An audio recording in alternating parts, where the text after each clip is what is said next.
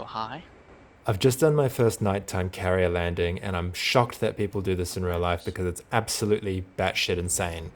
Let's rewind and I'll show you why.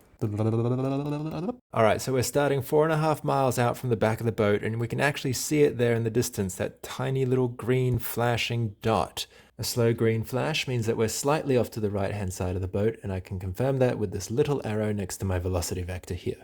And let's just remember, I've got to get this tiny hook to catch a wire sitting on the deck of the boat in order to come to a successful stop. And all that I have to prevent me from becoming a fireball are these green squiggly lines.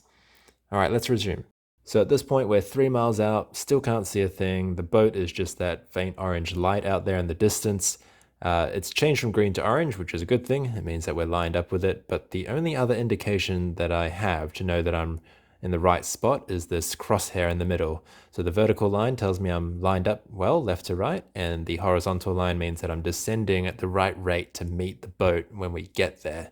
From here until about a mile out of the ship, that's all we got to go off. You'll notice that light has just shifted back to green, means that we've drifted a little too far to the right, and we've got to make a correction now. So we're going to pull the plane back to the left-hand side, and we also have to make sure that it's on the right angle, otherwise the hook's not going to catch the wire, and we're going to shoot off the other end of the boat, which is less than ideal. Skip forward to just under a mile out, and we can actually see the shape of the ship now, so that's a great relief. We can slightly eyeball it as well as look at what our instruments are telling us, and we have the ball. So that yellow square being under the green blocks, that means we're a bit low, and I do overcorrect here a bit, and we pick up a bit too much altitude as we're trying to bring it down onto the deck.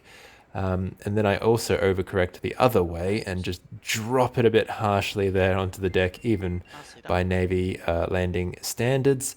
And I do end up bending the landing gear, unfortunately. I was also a bit overweight, so that contributed.